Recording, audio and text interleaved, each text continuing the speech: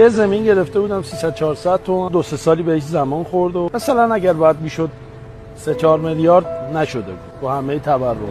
یه بنده خدایی اومد گفتش که فلانی چرا نیومدی شمال زمین بگیری؟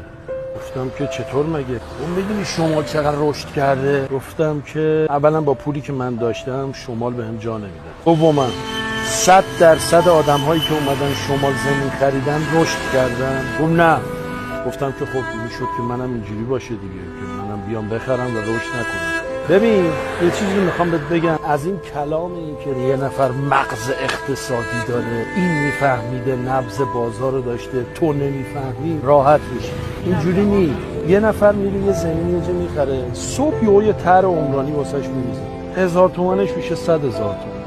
خیلی های دیگه هم رفتن همونجا زمین خریدن 10 سال پیش، ولی 10 سال کشیده تا بلیتشون ببره. باید روزیت باشه، به وقتش میشه.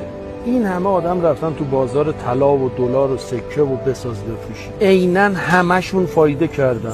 نه، واسه یکی قاپش نشسته، واسه یکی نشسته. نه کسی رو متهم کنین به نفهمیدن، نه کسی رو بالاش کنین از باب اینکه مغز اقتصادیش خیلی خوب بوده. والله روزیت نباشه برو وسط بازار تهرون یه جا بخر، نمیشه.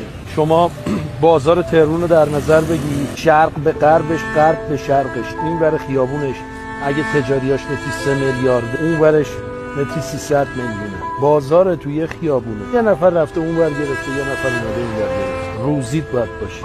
خیلی‌ها میگن اونی که پول داره دزده. نه، تو نیاز نیست به دزدی. اگه قرار باشه بشه، یه اون چیزی که تو داری میشه طلا، و اگر قرار باشه نشه، اون چیزی که تو داری میشه خاکستر.